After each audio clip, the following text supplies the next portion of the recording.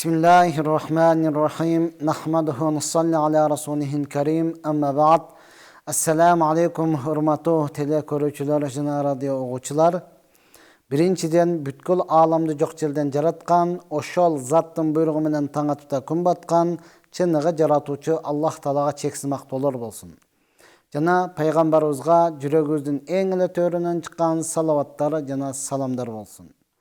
Maqtoo jana salavattan keyin Allah Taala ar birimizden kılgan ibadatыбызды толугу менен kabul kılıp, pendeçilik kılıp, bilip bilbey kılgan künnölerimizden bardygyny tüp tamır menen keçirgen bolsun. Çındığında Allah Taala merimdilerdi merimdüsü, Allah Taala ırayımdılardın ırayımdüsü, Allah Taala keçirimdilerden keçirimdüsü. Uşunday ulu bolgan Allah siz menen bizi joq жерден jaratdy, kıçıragan köç berdi, akıl es berdi, öňü tüs berdi, mına uşunçalyk sululuk berdi. Eki dünýede baktylуу bolsun dep din berdi. Mına uşul İslam jana biz berýüsünde, körsetүүsünde uşul din turasında biraz söz kılmakçыбыз.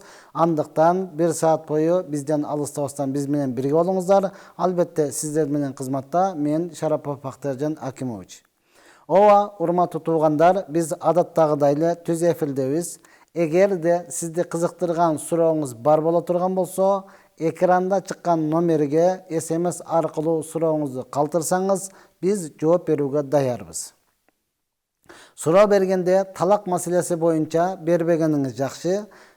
Antkeni al tatal masele tüz efilden degele telefon arkaly çeçilmeyt. Al boýunça atayın muftiyatta oşol ilimde alıp gelgen, oşol boýunça ataýyn okup gelgen ustazlarыбыз, ilimdöýlerimiz bar. Oşolardan barıp surap alsaňyz jakşy bolat. Oşalla uçulda жаңы koşulganlardan, bizdi жаңыdan körüp başlaganlardan kulağına kulak sırga, töşek maselesi boýunça dagı surawdy berbegeniňiz jakşy. Berseňiz dagı bizge ekranga çıgarylbayt, aga jogap berilmeyt. Owa toora şariatda bar, hakykattan uýalyş jok, suraş gerek. Biragan urmatly tuğan, jalp eldin aldın demez, balkim al boýunça jekeçe jolop surasaňyz jakşy bolat. Antkeni bizde kançalagan bir tuğandarыбыз kızdary menen, kelinderi menen, uyatlı adamlar menen, kaynana, kaynatası menen çoğu oturup uğuşup atat, alardy ыңгайсыз abalda kaltırgыбыз kelbeyt, toora düşünürsüzler. Emi urmatly tuğandar, bugünkü temany biz zeket, sadaka, uşur tuurasında biraz bolsa dagı söz kılmakçыбыз. Antkeni jalpy mukmin musulmandardy özgöçe baylarına bizge farz kılındı zekat berişlik. Ve atuz zeka, zekatty berişlik. Bul albatta urmatly tuğan mukmin musulmandardyň baylarıgy. Zekat bolganda urmatly tuğan, zekat, uşur, sadaka. Üçönün ayırması. Zekat bul altından, kümüşten, koydun, uydan, jana akçalay baylyktan berile turgan neseni zekat deybiz. Al emen sadaka ayırması jok. Bul jalp ele insaniyetke, adam balasyga. Sadaka adam dagı tandaby turmatly turgan, 1 so'm beresbi, 10 so'm, anın sadakanyň ölçemi dagı jok. Anan adam dagı tandaby, kim kança nerseni bere alatan bolsa, koldan kele turgan bolsa berse, bunu sadaka dep aytylat. Oşalla uçulda uşur degen nerse var şariatыбызda. Uşur. Bul algan tüşümden, dıykançılıktan 10'dan 1'ini berүү, bunu uşuru dep koyot. Oşontan bul temany tandap alganыбыз, urmatly tuğan, bugün alhamdulillah baylarыбыздын degele köpçülük jaşoочulardan, mal bakan çavandardyň deýibizbi, alardyň bardygy toğdan düşkön uçuru. Al emi dıykançılardan tüşümünü jıynap algan uçuru. Emi urmatly tuğan, oşol kimdin koydan ayta turgan bolsa, kaysıl bir insanın 40 je andan aşkan koyu bar. Bul adamdın moynuna farz, bul adamga mildet bolat, oşol koydan bir koydu, jakın kolunda jok, kedey tuğanına berişlik, menin zeketim dep berişlik mildetli bolat. 40 da mildetli bolat, farz bol eseptilenет, 30 bar, 35 bar berbeysiz urmatly tuğan, anda sizge mildetli emes zekat berişlik. Kaçan 40'a jetdi, emi sizge zekat berişlik mildetli bolat. Kala berse oşol koyuňuz 120'ga çeyin 120'ga жеткенге чейин birden жыл сайын жылына bir ile koy beresiz урматтуу тууган. Bir ile koy beresiz. Siz milletingizden kutulgan bolosuz. Kedeydin akısını bergen bolup eseptelesiz. 121'ge jetkende boldu. Emi siz andan keyin koyuңuzdan 2 koydu zekat kılıp bere başlayısız урматтуу тууган. 2 koydu. Kaçanga çeyin oşol 400'ge jetkenge çeyin 2 koy bereriz. Kaçan koyuңuzdun sanı 400'ge jetken bolsa, anda mından nары ары bir 100'ünü bir koydan koşulat урматтуу тууган. 400'ge jetkende 4 koy, 500'ge jetkende 5 koy, 600'ge jetkende 6 koy. 450, 470, 480, 490 boldu, 4 ile koydan bereriz. Kaçan 500'ge jetkende boldu, bir koy koşulat, 5 koy bolot. Emi elestetin, 500 koyu var adam, kanti öyle oşol 500 koyun içinden 5 koydu jakın tuğanıga bere albasın. Kanti öyle 5 koydu berse, al kede bolup kıynalıp kalsın. Jok урматтуу тууган, бул милдеттүү түрүдө. Ова инсан көбөйгөн сайын урматтуу тууган, кыргызда жакшы сөз бар. Бай байга жетем дейт, бай кудайга жетем дейт деген сөзүбүз бар да. Же болбосо кедей байга жетем дейт, кедей байга жетем дейт, бай кудайга жетем дейт деген. Караңызчы урматтуу тууган. Мына ошондон ач көз болбостон урматтуу тууган, биз зекетini беришибиз керек. Uydan bola turmasa 30 uy болгондон кийин гана бересиз. Албетте бизде төө баккандар көбүнчө жок болуш керек. Эгер бар бола турмаса 5 төөгө жеткенде bir койду зекетке бересиз. Ооба, топоз баккандар бизде бар урматтуу тууган, топоз менен уй экөө бирдей эле. 30 топоз боло турган болсо, анда сизге зекет бериштик милдеттүү болот. 2 жашка чыккан топокту, топоздун баласын мамалак деп коебуз, аны зекетке бересиз. Kimge деген сөз бар, ошол эле жакын тууган, bir туугандарыңыз бардыгы колунда бар, бардыгы бардар адамдар боло турган болсо, тайкелериңизге, тайэжелериңизге, атаңыз менен bir тууган, бөлөлөрүңүзгө, жээндериңизге, жакындарга бериңиз урматтуу тууган. Алхамдулилла, алардын бардыгында эмнеде бар боло турган болсо, анан кошунага андан кийин алыстатып бере баштайсыз урматтуу тууган. Бул жандыктан, Ал эми урматтуу тууган, кайсыл bir адам soda işi менен алектенип атат, анын оборотунда 300 000 сомдон ашкан обороту бар. Демек, бул адам bir жылдын ичинде ошол канча акчасы бар? 500 000, 800 000, 1 миллион 40ка бөлүп туруп, bir бөлүгүн эле зекет кылып чыгарып бересиз. Болду, сиз милдетиңизден кутулдуңуз урматтуу тууган. Ооба, сиз иштеп атасыз, сиз мээнет кылып атасыз, сиз аракет кылып атасыз. Ошого жараша Алла сизге берип атат. Бергенден кийин Алла Таала сизге буйрук дагы берип атат. Мен сага эми ушунча бердим, ушунун арасынан кедейге кичине чыгарып койгун деди. Жабир разияллаху анху риваят кылган хадисте айтат, bir сахаба пайгамбар саллаллаху алейхи ва салламга келип сурады. Ey Алланын элчиси, эгерде кайсы bir адам ошол бар байлыгынан зекет чыгарып бере турган болсо, анда кандай болот? Дедиле. Пайгамбар саллаллаху алейхи ва саллам жооп берип айтып атат, кимде ким ошол байлыгыдан, малыдан зекетini чыгарып бере турган болсо, анда ал ошол байлыгына келе турган, акчасына келе турган зыяндан кутулду. Келе турган зыян андан кетип калды деди. Демек, урматтуу тууган, сиз 40 коюңуздан 1 коюну берүү менен калган 39 коюңузду сактап калдыңыз деген сөз. Siz 1 milyondu urmatуу тууган 40ка бөлүп туруп, bir bölügünü çıkarıp beldiniz. Bul kalgan 39 bölügünü saktap kaldınız degen söz. Biz muna uşol kiçinekey nersege tırışıp oturup, uşunu bergibиz kelbey oturup, kalgan baylığızdı jok kılıp berip, kalgan jagdan bankrot bolup kalgandыгыбыз dal muna uşunun kesepeti. Zeketти бербегендин kesepeti урматтуу туугандар. Ошондуктан ооба байлык сиздики, биз аны талашып аткан жокпуз. Биз сизге багыттыгын гана көрсөтүп берип атабыз, шариятты гана айтып берип атабыз. Албетте иман келтирген муъмин мусулман берешендерге айтып атабыз, урматтуу тууган. Ошонун берсеңиз, калганын сактап каласыз деп биз сизге жакшылык гана кылып атабыз. Алла сизге дагын берекесин кошуп берем деп уадасыны берип атат, урматтуу тууган. Андыктан бардыгыбыз туура түшүнөбүз. Бул неден кылып аткан акчаңыздан, оборот кылып аткан, ошол эле багып аткан уй, кой, малыңыздан бериле турган нерсени зекет деп коет. Эми урматтуу тууган, албетте бизде өзгөчө Кыргызда берешендер ушунчалык көп. Берейин, зекет берейин десе өзүндө жок. Анда сиз садака бере бериңиз. Садаканын өлчөмү жок. Садаканын өлчөмү жок.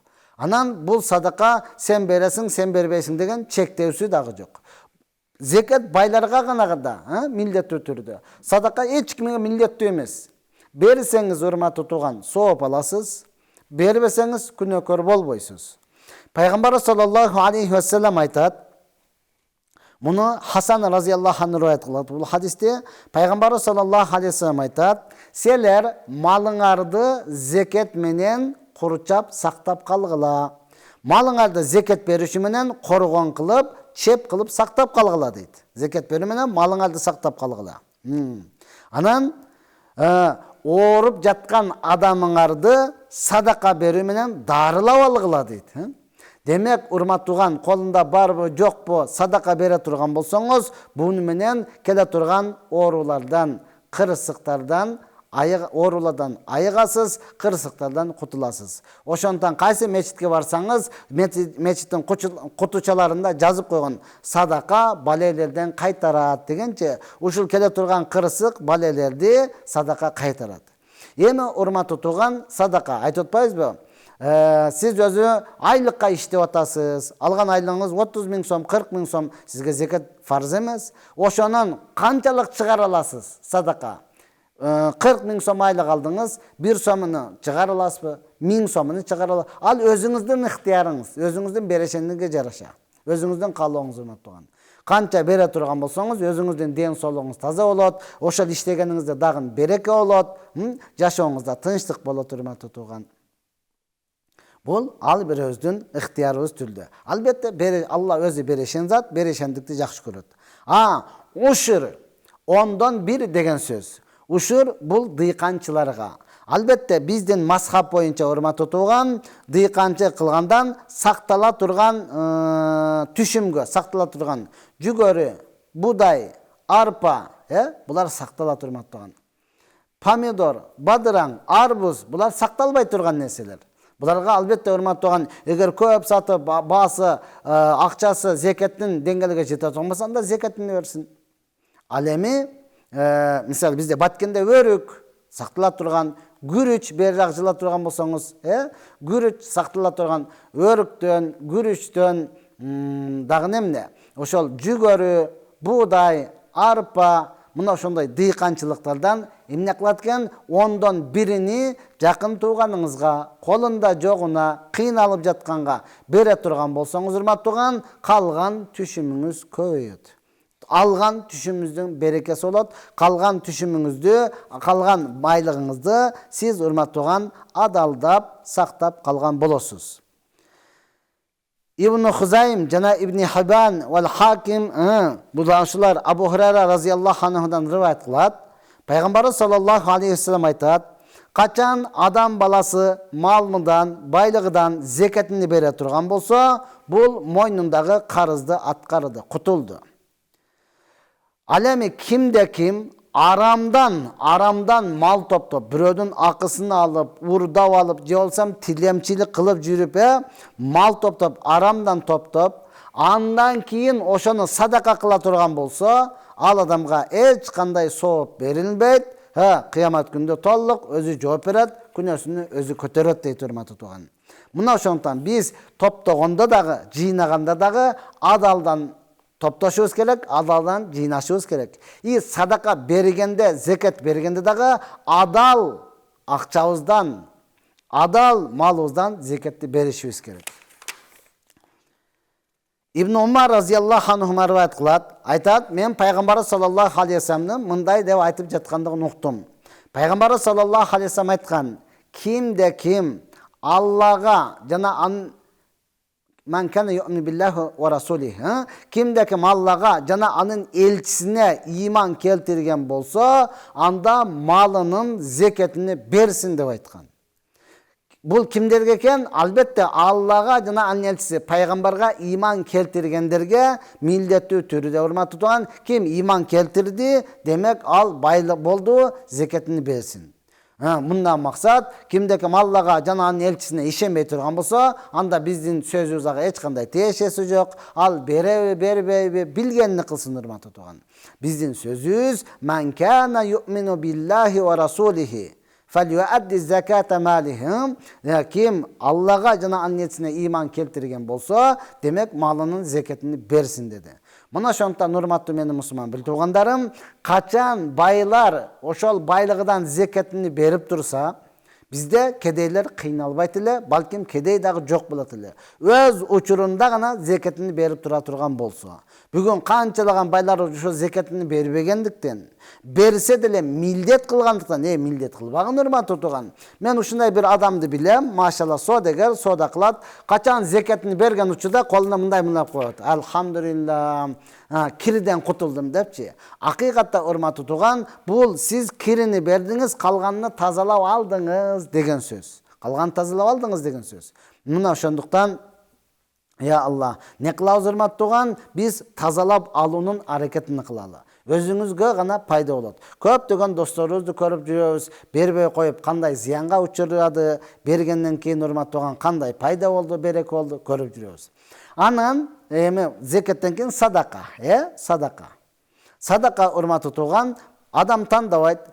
Зекет адам тандай. Зекетти жакын тууганыңызга, мусулманга беришиңиз керек. Ал эми садаканы кимге тиленип келдиби, ичип алабы, башка кылабы, бердиңиз соогун аласыз. Бердиңиз орууңузду дарылаган болосуз, бердиңиз балелерден кутулуп аткан болосуз урматтуу туган. Бербей койсоңуз сиз күнөөкөр эмессиз. Садака боюнча күнөөкөр эмессиз. Ооба урматтуу туган, эгер садака деп сурап келсе, чынында эле биз мүмкүн болсун деп майдасын бергенде түшүп деле калат дегенди берип атпайбызбы? Аны бергиңиз келбесе, жылмайып эле жакшы күлүп, жакшы сөзүңүздү айтып койсо, "Боптур, кийингисиде буюрса анан берейин, болгондо берейин" деп койсоңуз, бул жакшы сүйлөгөнүңүз өзү деле садака урматтуу туган. Бар жогол. Жакшы экенсиң деп ыза бербестен, не кыласыз? Колуңуздан келишинче жылмайып кое бериңиз. Ооба, Пайгамбарыбыз саллаллаху алейхи вассалам айткан, биз муну дагы айтып кетпесек болбойт. Пайгамбарыбыз саллаллаху алейхи вассалам айткан, кимдин бир күндүк жей турган тамагы бар болуп туруп, элден сурай турган болсо, же болбосо мал мүлкүнү көбөйтүш үчүн, акчасын дагын көбөйтүш үчүн адамдардан тилемчилик кылып сурай турган болсо, бул дозоктун отуну сураптыр. Ал сизден акча сурап аткан жок, ал сизден байлык сурап аткан жок, балким дозоктун отуну сураптыр. Эми ошол адам сураганды көбөйсүн же азайсын деген. Ооба, урматтуу туган, эгер жакын тууганыңыз болсо, таанышыңыз болсо, жалаң машиналар катар турган учурда, же болсо жолдун ортосунда эмес, үйүнө чакырып алып туруп, урматтуу туган, жакшы насаатыңызды берип туруп, колуңдан бардык нерсе келет. Ушул тилемчилик кылгандан көрө өзүң жумуш кылгын. Мына деп колуна балта берип, отун алып келип сал, же болсо күрөк берип, мына көчөлөрдү тегизде, не кылгын? Бекер жатканча бекер иштегин, бирөөнүн үйүнө барып туруп кызматын кылгын, өзүң колуңдан келет, аз болсо дагы шүгүр кылгын деп туруп, ага өзүнчө насаат бере турган болсок, өтө жакшы болот.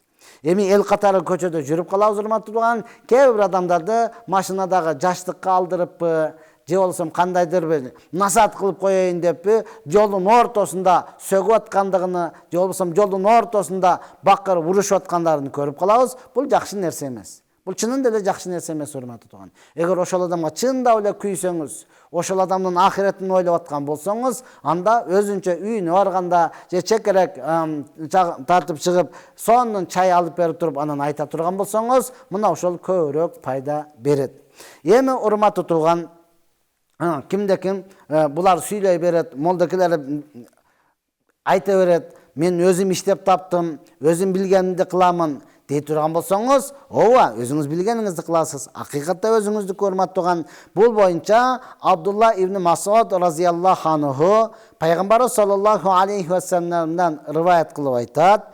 Пайгамбарыбыз саллаллаху алейхи вассалам айтты, кимде ким ошол Алла берген байлыктан, кимде ким ошол содагер кылып аткан, оборот кылып аткан байлыгыдан зекетini бербей турган болсо, кыямат күнү ага өтө чоң жылан болуп келип туруп, ошонун мойнуна не болот дейт?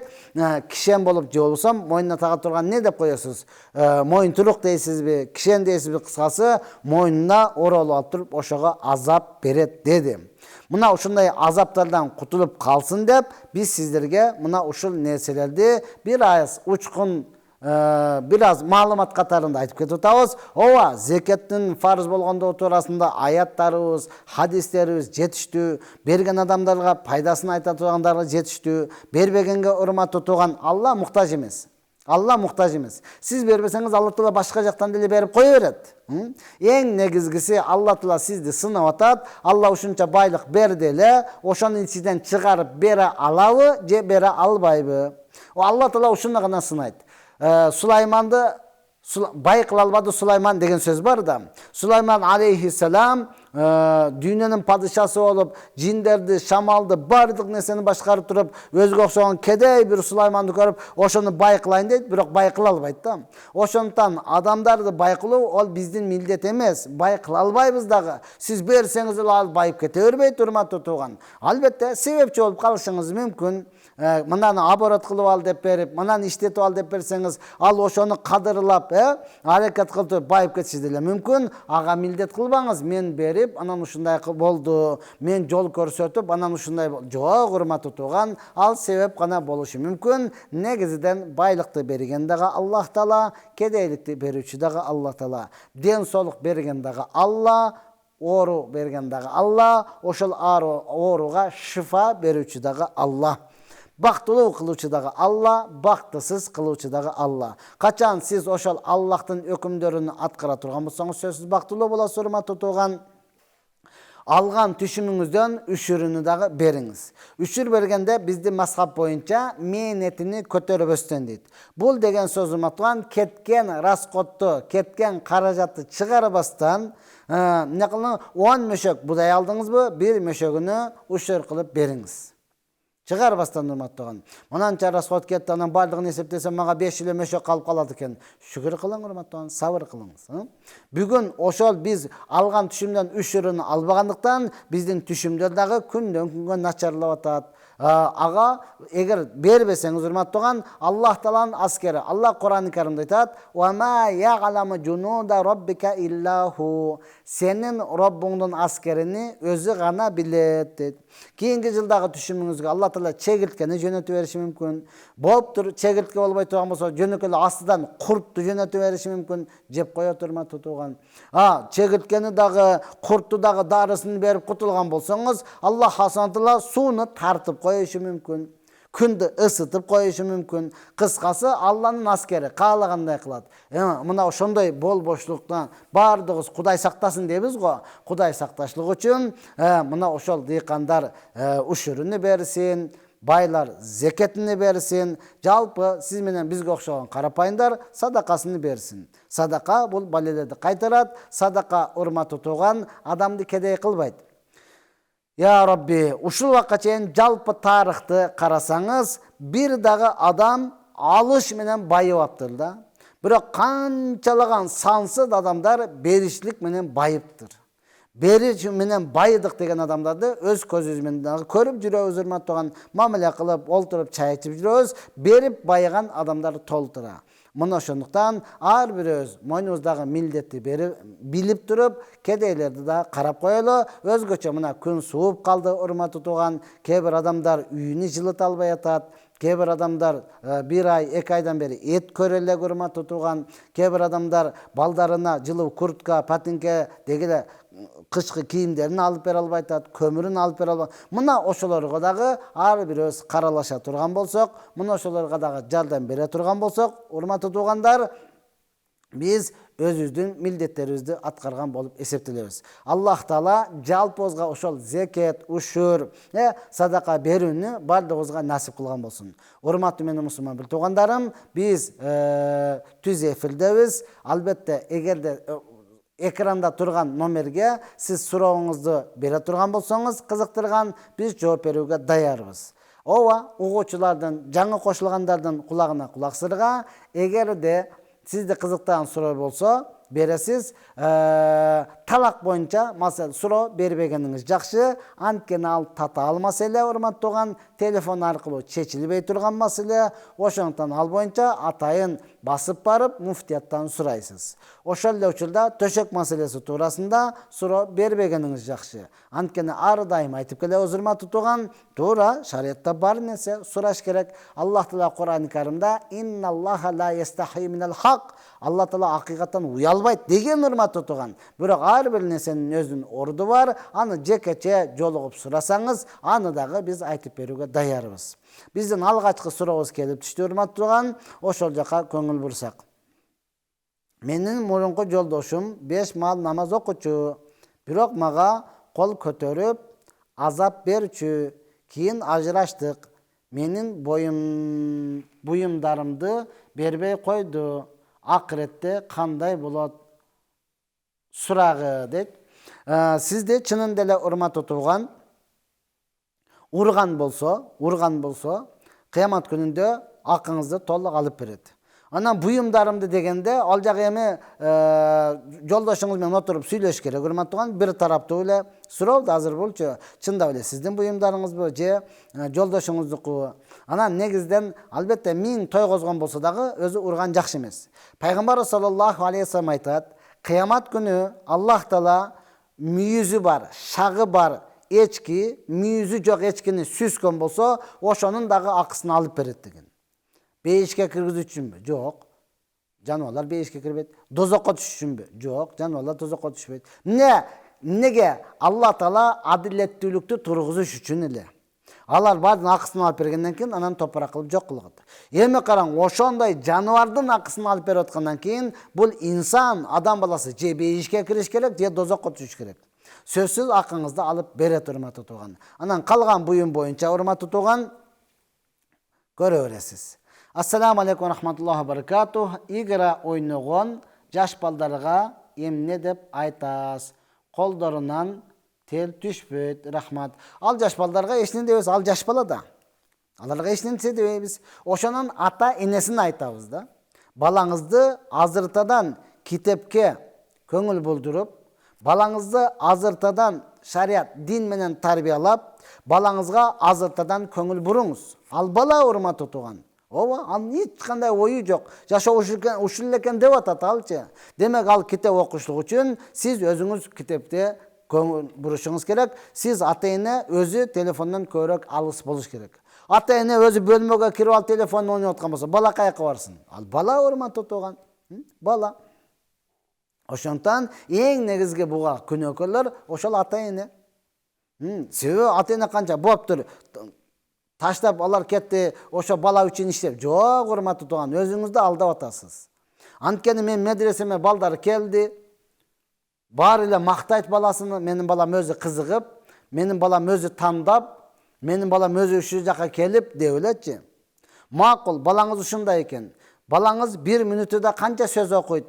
1 мүнөттө китептен канча сөз окуйт десем, эркектер аталары апасыны карайт. Апасы башын чайкайт, билбейм депчи. Демек, балаңызга 1 мүнөт вакыт бөлбөй жатат экенсиз да.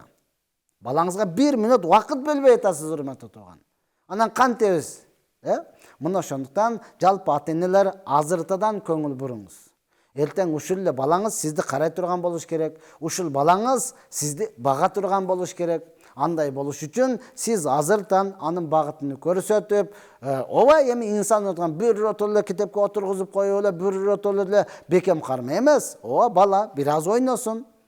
Телефонбу, топпу, башка нерсе. Ошондуктан баланы жакшы нерсе менен алек кылбасаңыз, урматтуу туган, анын кызыкканы эле мына ошол телефон. Азыр бала деген менен чоң эле кишилер мына ошондой отурат. Аялдар ачыгылай турат, мен күйөөм телефондон башы чыкпайт, PUBG ойнойт деп элечи. Эми ушундай эркектин баласыга не дей аласыз? Эч нерсе дей албайсыз.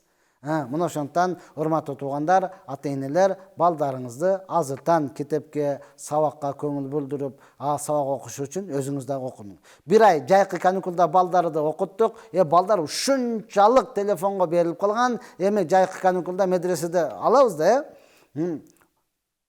бүткөндөн кийин ата-энелерге айтып атабыз, балаңыз телефондон бир ай болсо дагы алыстады. Эми үйгө баргандан кийин буга китепти каратып үйрөтүңүз депчи. Kıskası mına uşunday. Assalamu alaikum. Eğer şam namazının 2 reketine keçikse kanday bütüröt jetişpey kalsa det. Oňaýla urmatly tugan, oňaýla 2 reketine jetip akyrky reketge katışdyňyz degen söz. Bunun 2 varianty dagy bar. Köpçüligi mına oşo jerden talaşa berişet da. Salam bergenden keyin urmatly tugan imam, siz turasız dagın, kalgan 2 reketi birde okup turula, akyrda attahiyat okup koysaňyz bola beret. Namazınız ötöt.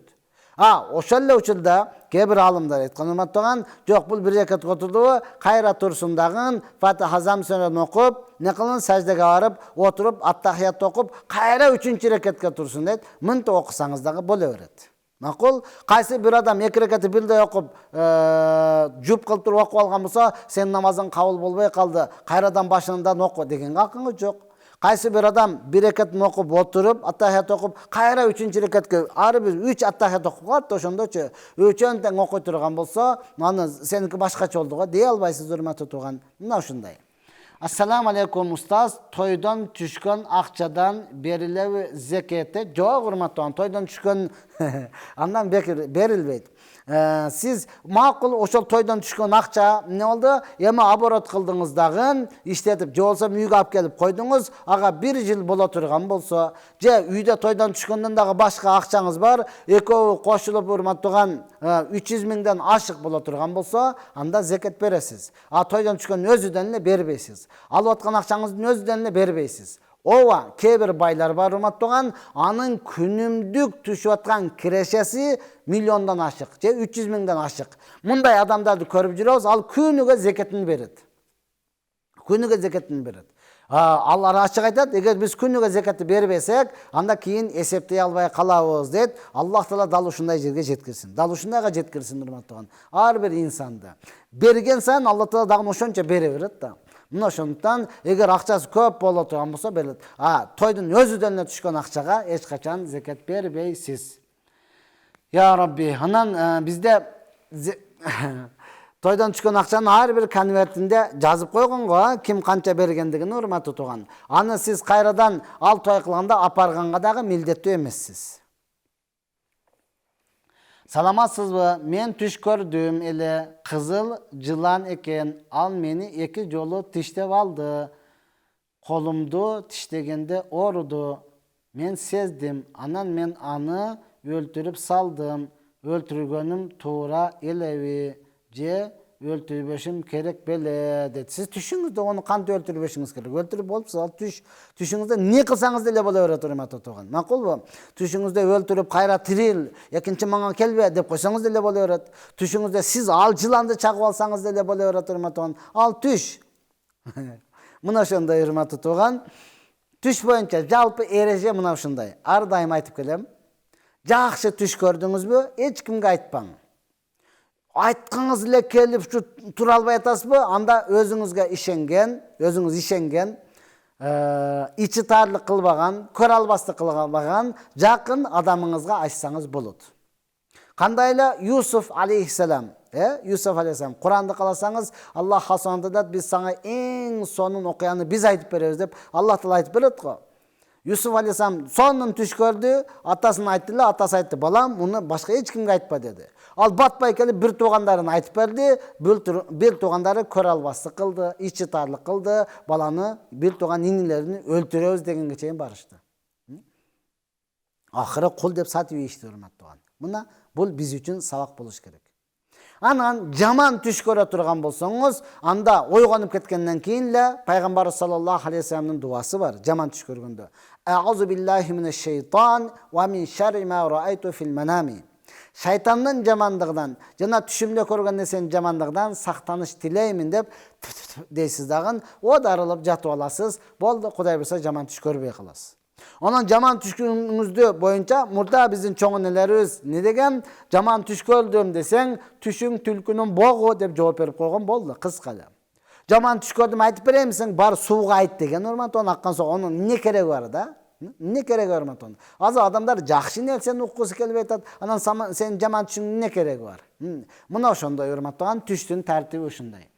Assalamu alaikum, men namaz okugandy, жаңы başladım. Namazda adaşıp ketse kayra baştan okuş kerekpi? Kançançı rekatты okuganımdan adaşıp ketip jatam. Жаңы баштаган болсоңуз урматтуу турган, мына ошондой siz жок жаңыдан намаз окуган адамдын жаныга барып сураңыз, макулбу? Кайсыл жерден адаштыңыз? Мурунтан намаз окуп жүргөн илимдүү адам алдыга барсаңыз, ошол айтып берет. Анткени урматтууган адашканда улап кете турган жери бар, акырында унуткандык саждасын кылып кое турган жери бар. Ооба, намаз бузулган жери дагы бар урматтууган. Бузулган болсо кайрадан баштайсыз. Бузулбаган боло турган болсо улап кете бересиз, акырында унуткандык саждасын кылып коесуз. Мына ушундай. Намаздын маселелери өтө көп да. Мына ошондуктан ар дайым намаз окуп жүргөн адамга барып, ушул жерден адашып кетип атам. Эмне кылам десеңиз, сизге толук түшүндүрүп айтып берет.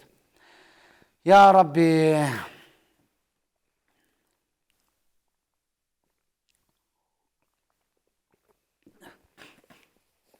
Кредит алып, квартира алганбыз. Аны ижарага берип, акчаны кайра эле кредитке төгөбүз. Ошондон да зекет беришибиз керекпи деп. Жок, урматтуу, онуңуз арам болсо. Азыр Пайгамбар саллаллаху алейхи вассаламдын хадисини сиздерге окуп бердим. Пайгамбар саллаллаху алейхи вассалам не деп атат? Кимде ким арамдан акча топтогон болсо, арамдан, анан аны ошол зекетini берейин деп, же болбосо садакасын берейин дейт болсо, садака берет болсо, ага эч кандай сооп жок деди. Sizge farz emez. Siz ol zekatını bereyim dep onu oylanbosan, siz tövbe kılыңыз, keçirim surаңыз, oşal kreditni bütünde cevap salıp, ekkinci kayradan kredit albaşka hareket kılыңыз. Salamatsız mı acı, bolgon erkek adamlar köçödü. Ne det? Acı, salamatsız mı? Acı bolgon erkek adamlar köçödü, sögünüşüp, jürüşöt, kanday bulat bul nerse det. Urmatlı meni Müslüman bir tuğandarım. Acıga bargandan keyin ondan sөгүнбөй kalış керек деген ereji жок. Жалпы эле инсаният муъмин мусулман болгондон кийин урматтуу туган сөгүнбөш керек. Жалпы эле. Ооба, эми ажыга баргандан кийин дагы көчөдө ачуусуна тие турган болсоң урматтуу туган, мындай сөз бар да, кыргызда. Мышыкты жарга такасаң, арыстан боло калат. Баканы дагы дебелесең, уак деген доош чыгат да.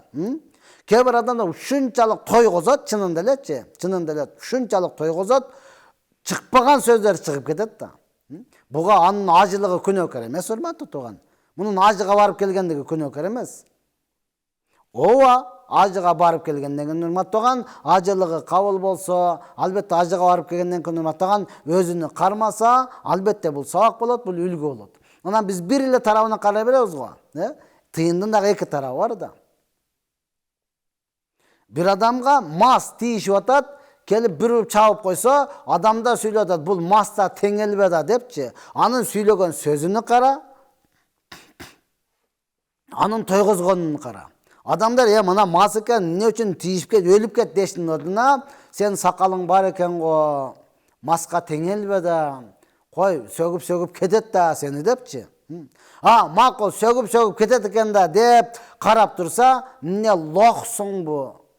Kolundan eşinese kelbeybi, namus degen sende jok bu, sөгүнүп koyup oturuveresin bi, деп atat. Bul degen söz urmatуу tuğan, dindeki adamlar appaktagın kiçin ile bir nese kıla turgan bolsa, karap alıp körünüp kalat degen söz.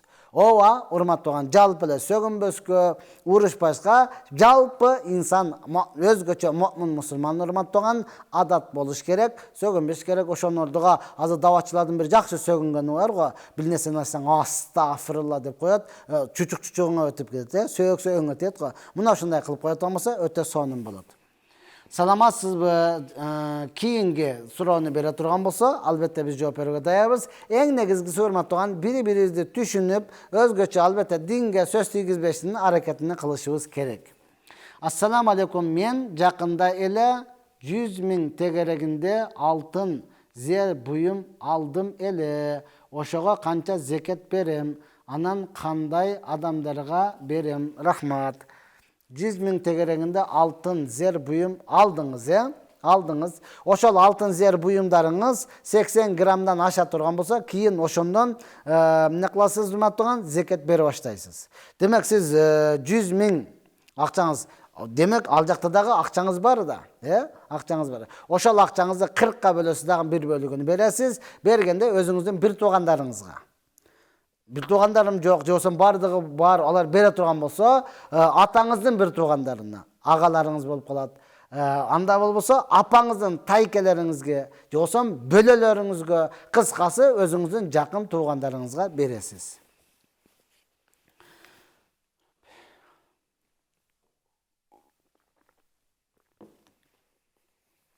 Мына ошол урматтуу тууган, зекеттерин берүү менен, садака берүү менен, үшүрлөрдү берүү менен сиз бул жактагы байлыгыңызды сактап дагы каласыз, кир ыпластыктан тазалап дагы каласыз. Мына ошондуктан урматтуу тууган, ар бирөөбүз берип үйрөнүшүбүз керек. Берген берешендик. Кыргызда атабызда жакшы сөз бар. Өлө жегенче бөлө же дейт, Өлө жегенче бөлө же. Өзүң өлө же мындай шишек болгончон бөлүп жей турган болсоң урматтуу тууган бардыгыбызга. Анан бизде Кыргызда ушунчалык дегенде ынтымак бири-бириге карагандыктан бизде дагы жакшы аталарыбыздан сөз бар. Бир мейизди 40 киши бөлүп жептир деген сөзүбүз бар да. Бир мейизди 40 киши бөлүп жептир деген сөз бар урматтуу тууган. Бул деген ушунчалык ынтымак, махабат, тынчтык. Мына сен жечи, жок мага караганда бул ачкараак болсо керек деп айланып отуруп 40 кишиге жетти деген сөз да. Ассаламу алейкум, кандайсыз устаз? Бирөө бизден 1 миллион алган 5 жыл мурун бербей качып жүрөт. Ар нерсени айтат. Бир күнү минип жүргөн машинасын, инисинин машинасын алып алдым.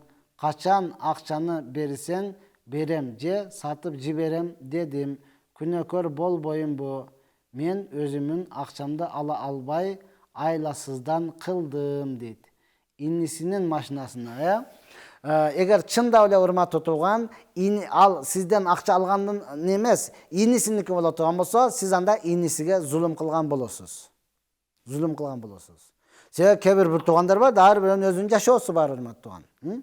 Анан агасыга күчүңүз жетпестен инисини алып алган болсоңуз, анда сиз зулум кылган болосуз. Жок, алганда экөө бир эле, же болсо экөө бир үйдө жашайт, экөөнүн иши бир дейт турган болсо, анда ооба бир тараптан туура эле кылдыңыз, Күнөөкөр болбойсуз урматтуу тууган. Туура кээ бир адамга дал ушундай кылбасаң урматтуу тууган бербей жүрө берет. Бул мен өзүмдүн деле башымдан өткөн урматтуу тууган, ушундай.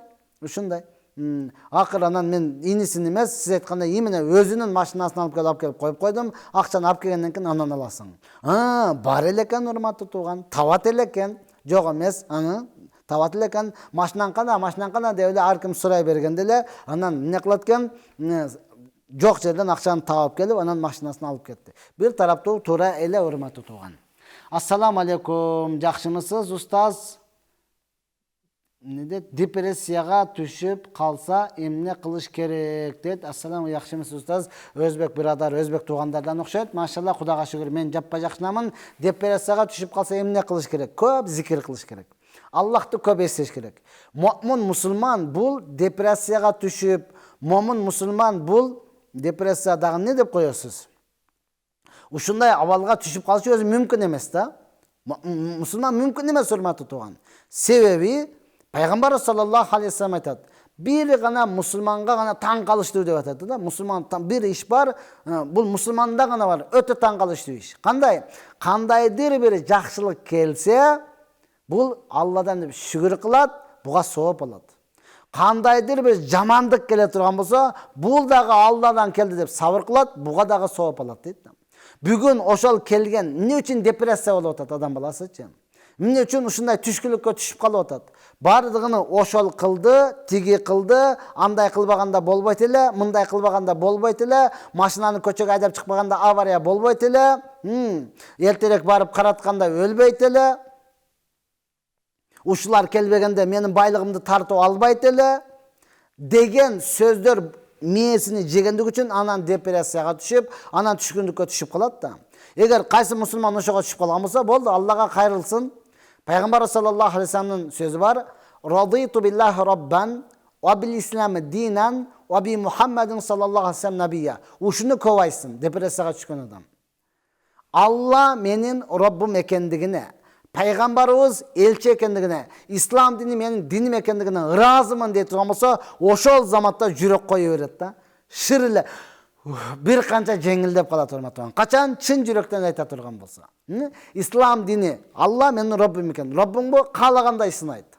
Пайгамбар саллаллаху бардыгын жеткирген. Ислам дини толугу менен ниямат толук урматтуу турган. Сиз мүнтү эле кала бербейсиз. Болду, ушуга ыраазы боло турган болсоңуз, жеңил болосуз, депрессиядан чыгып кетесиз. Оңойло чыгып кетесиз урматтуу турган. Алланы көбүрөөк зикир кылыңыз. Assalamu alaikum. Eğer ayal kişi ilimge suusap, ilim algısı kelse, joldoşu karışı bolsa, joldoşu özüңdü kıynabay, baldarına ele tarbiya berip үйde otur dese, emne kılış kerek dep, kүйөөңүзгө, joldoşuңuza baş iyişiңiz kerek. Анан урматтаган андагы түшүнүш керек да, балдарыңды эле тарбиялап отур. Ошол балдарына бере турган өзү илими барбы, тарбиялап турган бир нерсеси барбы? Жок эле эч нерсе жок, кыпкызыл адам деле. Эми Кудайга шүгүр биздин чөйрөбүздө анчалык жок, бирок анчалык жок урматтаган эң негизгиси, кыскасы, жолдошуңузга башыңыз хоп болот кожоюн. Сен айткандай болот. Мына деп эле үйдө отуруңуз, калганын ошол жолдошуңуз урматтуу туган кылып берет. Ошол жолдошуңузга баш ийип, чындап эле балдарды тарбиялаганыңыз сиз үчүн чоң бакыт, сиз үчүн бардыгы мына ошонун ичинде болот. Илим дагы мына ошонун ичинде урматтуу туган. Илим алып алып туруп жолдошуңузга баш ийбесеңиз эмне пайда? Илим алып алып туруп жолдошуңузга баш ийбесеңиз эмне пайда? Илим алып алып туруп ага амал кылбасаңыз эмне пайда? Илимден максат мына ошондой да. Аял киши күйөөсүнө моюн сунсун. Күйөөсү аялына зулумду кылбасын. Илим алуудан максат мына ошол да. Assalamu alaikum устаз, намазды 4-5 сүре менен баштаса болобу дейт. Оо дейт, сонунда 4-5 сүре деген көптү билет экенсиз сиз. Тез баштаңыз. 5 сүре болду. Өзү 4 рекетте, сүннөттөр эң көбү 4 рекет болду. 4 сүре берсеңиз болот экен. Фатиха сүрөсүнү, Алхамдулиллахи раббил аламин, ушундан башка 4 сүрөнү билсеңиз болду. А сиз 5 сүре билип атпайсызбы? Кала берсе ушунчалык деңгээлде Фатиха, Ихлас, экиле сүрөнү билген болсо болду, баштасын бул адам. Билбеген болса тез жаттап туруп баштасын бул адам. Фарз Аллахтын милдети урматтаган. Аллах Таала хадиси кудусиде айтат, мен өзүм менен өзүм келишим түздүм. Кимде ким 5 мал намазды калтырбай окуса, мен аны өзүмдүн жоопкерчилигим менен бейишке киргизем. Ким аткарбай турган болсо, ага эч кандай келишимим жок дейт урматтаган. Эч кандай келишим жок. Мына ошондон 5 мал намазды баштаңыз. 5 сүре жакшы да. Анан албетте канча сүре көп биле турган болсоңуз, кыяматта Аллах Таала окугун даражаң көтөрүлгөн дейт да. Окугун көтөрүлгөн дейт урматтаган. Ошондон көбүрөөк жаттай турган болсоңуз, жакшыраак болот. Сүре эч кандай сүре билбеген. Эч ким жашабаган үйгө жиндер кандай толуп ала турган болсо, эч кандай сүре Куран жаттабаган денеге дагы жиндер дал ошондой топтолуп алат. Бүгүн бизде жин менен окугандар көп. Неге? Сүре жаттабагандыгы үчүн. Жин менен ооругандар көп. Неге? Куранга көңүл бурбагандыгы үчүн урматтаган. Анан ар кимге жалынып жүрөбүз. Кайсы молдого барсам болот, кара дуаны ким окуйт, ким күчтүүрөөк, анын мынча акча сурады, тигинче акча сурады, ага бир ай бардык, эч кандай таасир болбоду. Айланып кетейин. Аллах Таала ушул динди бардыгыбызга бирдей берген. Куран бардыгыбызга. Күчтүү молдого жалынып эмне кыласыз урматтаган? Жин чыгарган кара дуан, аны издеп эмне кыласыз? Кураныңыз бар го. Куран окуңуз, урматтуу туган, таптаза жүрөсүз. Аллах Таала бардыгыбызга мына ошон тазалыкты насип кылсын.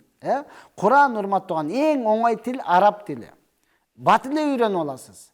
Бат эле үйрөнүп аласыз, урматтуу туган. Мугалим саны бар, тамгаларды эле 29 тамгасы бар болгону. Окуйсуз, бат эле үйрөнөсүз. Эмне кыласыз, урматтуу туган? Өзүңүз Куранды ачып, балдарыңызга дагы үйрөтөсүз. Азыр караң, бир адам сонун кылып Куран окуса, бүтпөгөй экен. Ушу бүтпөй эле койсо, дагы чойсо, узунураак окуса дейсиз да, Неге? Анын окуганын угуп сиз рахат алып атасыз да. Эми өзүңүз ошондой окусаңыз болбойбу?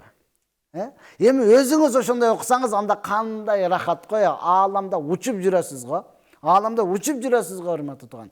Жеңил жүрөсүз, рахатта жүрөсүз, урматтуу туган. Ошондон ар бир адам Куран үйрөнсүн. Пайгамбар саллаллаху алейхи вассалам айтат эле, менин жүрөгүм каалайт. Ар бир үммөтүмдүн жүрөгүндө Ясин сүрөсү болушун, Ясин сүрөсү жатка болушун каалайт. Bir hadiste emneni tabarak sözü, mülk suresi boluşunu kaalayт деген. Пайгамбарыбыз каалап атат урматтан. Ар бирибиз ушуну жаттап, жүрөккө сактап алышыбыз керек. Оңой эле, канчалаган куплет ырларды жаттап салдыңыз. Канчалаган куплет ырларды билесиз урматтан, эч кандай пайдасы жок. Ошонун ордуна Куранды ачып, кыска болсо дагы аяттарды окусаңыз, иншалла не болот экен урматтуу туган, өзүңүзгө рахат болот, үй бүлөңүзгө дагы жыргал болот урматтуу туган. Мына ошондон бул Куран Аллахтын сөзү. Ал-Курану китабуллах, фихил хакк, фихил бир. Ова, Куран бул Аллахтын китеби, Аллахтын сөзү. Анын ичинде бардык жакшылык бар. Анын ичинде бардык береке бар. Анын ичинде бардык чындык бар урматтаган. Нени издейсиз, Курандын ичинде бар. Ошондон буга чейин канча китептерди хатым кылып өтүп кеттик да, канча гезиттерди окуп бүтүрүп коюңуз. Эми келип Куран окуй албай дүйнөдөн өтүп кетебизби? Окуйлу, көбүрөөк жаттайлы. Ассаламу алейкум устаз, мен намазды баштай албай атам, кандай кылсам болот деп. Урматтуу бир тууган, сиз намазды телевизор көрүп отурсаңыз, мен деле баштай албаймын. Намазды башташ үчүн урматтуу эркек адамсызбы, мечитке барыңыз. Атайын дааратканасы бар, ал жерде окуган адамдар бар. Ачык эле айтың, мен кып-кызылмын, эч нерсе билбейм. Мага үйрөткүлө дең, ошол жерден үйрөтөт. Китепти берет, телефонду өчүрүп коюп, ошол жерде окуңуз. Сиз же болбосом билесиз бардыгын, анда таратты алып туруп, жай намазды салыңыз дагы, үстүгө чыгып алыңыз, болду. Баштап кетесиз урматтуу туган. Үйдө эле телефон чукулап эле жумушка келип кайрылып отурсаңыз, баштай албайсыз. Дагы бүгүн бизде эң чоң мүмкүнчүлүк даватка чыгып кетиңиз урматтуу туган. 3 күн телефондорду өчүрүп коет. Кээ бир адамдар түшүнбөйт, даватты эмне үчүн телефонду өчүрүш керек? Тартип сизге пайда болуш үчүн гана. Самолетто учуп жүрөсүз, учканыңызда эмне кылат? Ал жердегилер айтат, телефонду өчүргүлөр, ременди так кыла дейт. Неге учуганга тоскоол болот дейт да. Телефон даватта ал тоскоол болот, урматтуу туган. Жатташыңызга тоскоол болот, окушуңузга тоскоол болот. Мына ошон үчүн даватка чыкканда өчүрүп коюп, жаттай турган болсоңуз, көбүрөөк нерсени үйрөнүп, намазды дагы баштап келесиз. Ассаламу алейкум устаз, үйлөнбөй жүргөндөргө кандай сунуш бересиз? Деген не кылыш керек дейт. Үйлөнбөй жүргөндөр эртерээк үйлөнсүн. Эми кандайдыр бир себептерден мүмкүнчүлүк болбой атат деген болсо, анда бул адам медресеге окусун.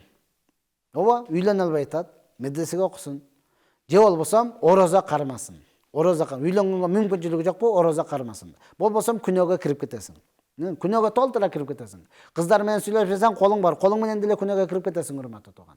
Ошондон азыр алхамдулилlah бизде 18 жаштан кийинби үйлөнүштүн аракетин кылыңыз. Эми жалпыбызга жеңил болуш үчүн үйлөнүү, урматтуу туган, шариятка, динге келишибиз керек дагы, кыздардын махрын азайтышыбыз керек.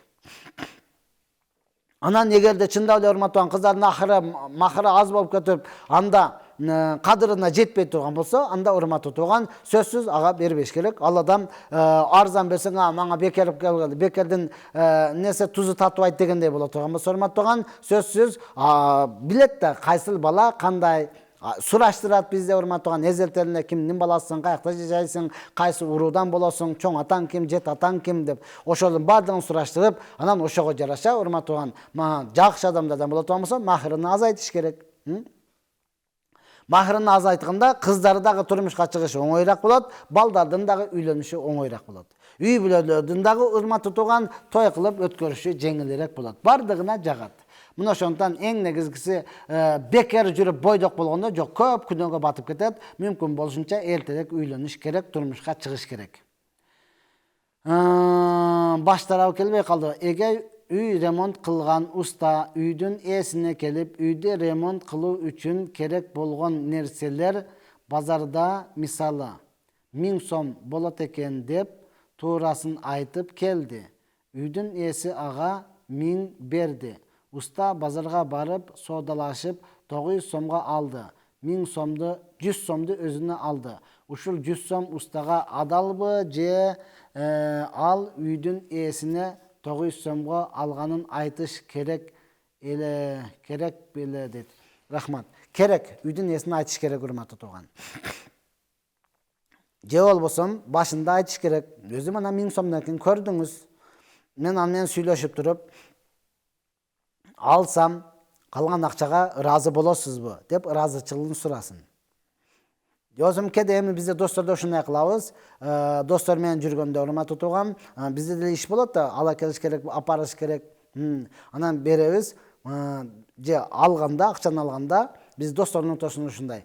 Жетпей калса өзүм кошом. Артып калса сурабайсың десе, ал ыраазы болот. Болду досум кеңири. Жетпей калса өзүң кошосуң. Артып калса сеники дейт, урматтуу тууган, себеби базарда билет да. Ооба, азыр 1000 сом деген мен барган менен көтөрүлүп кетиши мүмкүн. Же болсом ошол кыскасы ыраазычылык сураш керек. Анткени ал бирөөнүн акысы. 100 сом менен байып деле кетпейсиң. Берип койсоң кедей деле болуп калбайсың. Эң негизгичи бирөөнүн акысы 1 сом болсо дагы ыраазычылык сураш керек. Берей дей турган болсо, бизде себеби тыйыныга чейин эсептеген кээ бир адамдар бар. Бардыгы эмес. Тыйыныга чейин эсептеген адамдар бар. Аларга толук айтыш керектен болбосо берип эле коюш керек. Адамдардын акысына кирип калган кээ бирөөсүнүн акыларын кечирим сурап бергем. Кээ бирөөсүнүн номерлери жоголуп, ал адамды эч жактан таппай койдум. Бирок артынан ошол алган суммамды садака кылып бергем. Бирок дагы деле жүрөгүм ооруйт. Дагы кантип акысынан кутулсам болот дейт. Баракелде. Алла иманыңызга күч кубат берсин. Бул дагы адамдардын динге келип, бири-биринин акысынан коркуп, мурда алып алгандарын кайтарып ачык берип аткандыгы бул адамдардын машалла динге келип имандарынын көтөрүлгөндүгүнүн бир белгиси. Билебиз да, урматтуу, көрүп калдык да мурда. Бирөөдөн акысын алып алган, ал үчүн бир авторитет сезилчү да. Өзүнчө эле келип мактанчы, дегени бир коркутуп, бир сүйлөш менен алып койдум депчи. Эми ошонун бардыгын кайтарып бересиз. Ооба, урматтуу, таппай калганыңыздын аркасынан садака кыласыз. Эми ошолорго дуа кыласыз. Я Алла, мен алардын колунан келишинче бердим, мен аларды кечирдим, ким менин акымды алган болсо кечирдим, алар дагы мени кечириштерин жүрөктөрүнө салгын деп дуа кыласыз. Буюрса жакшы болот. Ассаламу алейкум устаз. Уул балага акыйка 2 кой делет. Аны союп элге берип жатып, бул акыйкага деп айтыш шартпы же өзүнүн ниет кылып коюу жетиштүүбү дейт. Өзүңүздүн ниет кылып коюшуңуз жетиштүү. Анан албетте акыйкалык кылдык эле деп чакырсаңыз жакшы болот да. Берип атканда акыйканыкы десеңиз, же болсо акыйкага келиңиздер дей турган болсоңуз, алар дагы сурайт акыйка деген эле депчи.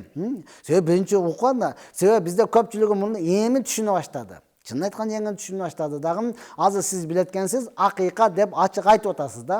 Көпчүлүк азыр бизден сурайт, акыйданы кандай кылып соём дейт. Акыйданы сойбойсуң, акыйда деген биздин ишеним. Бул акыйка, кыргызда муну жентек деп айтылат, урматтуу. Жентек калганда кандай кылам деп, Мына ошондой айтсаңыз, урматтуу, айтпасаңыз деле эч нерсе эмес, сиздин ниетиңиз жетиштүү. Айтсаңыз калгандарга дагы сабак болуу ниетинде.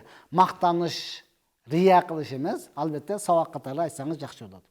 Ассаламу алейкум устаз, мечитке барганда илим жок убакта, имам жок убакта, имам ордуна имамдыкка чыкканда кандай ниет кылат жамаатка дейт. Ошол мына имам чыкканыңыз өзү ниет жетиштүү.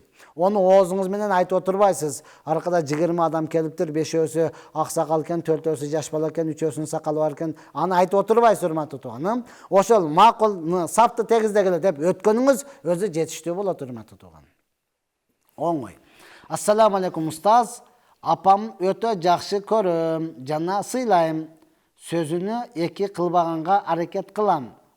Айткан нерсесин алып берем. Кээде керексиз нерселерге акча сурап калса, ичимен кичине наразы болуп берем. Ошого да сооп барбы? Ошого дагы сооп бар. Сооп бар. Себеби бул дүйнө ушундай чыз деп коет, урматтуу тууган. Ар учурда эле инсанияттын бул табияты да. Инсанияттын ар учурда макул апа, болду мана дей албайт мунучу.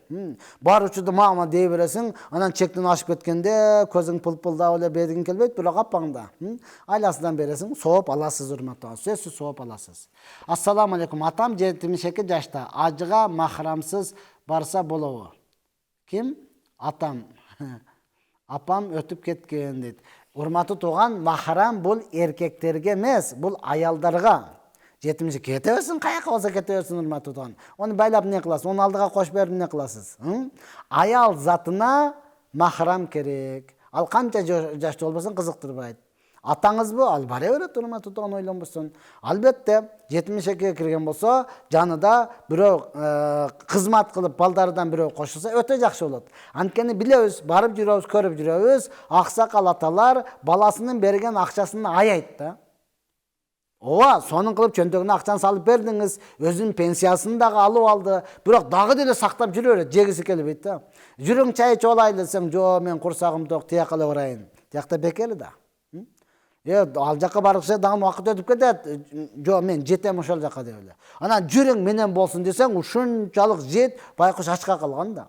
Ошондон сиз барып өзүңүз алып берип кызматын кыла турган болсоңуз, өтө чоң сооп болот. Анан махрам бул аялдарга.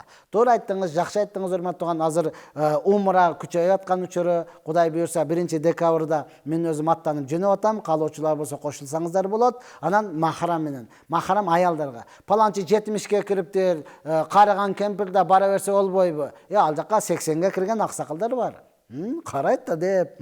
Аны ошон үчүн жанында бирөө болуш керек деп, бул аял затын айтылган. Пайгамбар саллаллаху алейхи айткан, кайсы бир аял 3 күндүк сафарга махрамы жок чыга турган болсо, бул арам иш кылган болот дейт. Саламатсызбы? Намаз окуп жатканда шашылыш болуп, намаздын акырында Куран жана аятал күрсүнү таспихти тартпай туруп кетсе болобу? Боло берет, урматтуу тууган. Ассаламу алейкум рахматулла, ассаламу алейкум рахматулла дедиңизби, сиз намаздан чыктыңыз. Эми таспихти көчөдө барып басып деле айтып берсеңиз болот. Куранды басып баратып деле окуп кете берсеңиз болот. Дуаны сөзсүз отуруп деп кылыш эмес. Албетте, урматтуу тууган, көчөдө ичиңизден сурай турган нерсени Аллах менен сурап кете берсеңиз боло берет. Албетте, бул постоянный эле эмес да. Өзүңүз айткандай шашылыш учурда гана. Негизден өзүнүн окуп, зикирини тартып, Алла менен байланышып дуа кыла турган болсо, бул өтө жакшы иш кылган болот. Ассаламу алейкум устаз, мен турмушка чыгарда истихара намазын окуган элем. Түшүмдө багымдат убагында эшикке чыксам, аппак кар кичине бассам, жап-жашыл жаңы чыккан чөп туруп тунук, туп-тунук жамгыр тамчыларын көргөм. Анан турмушка чыккам. Ал адамга бирок 3 жыл жашап, 2 балалуу болдук. Кийин ажырашып кеттик дейт.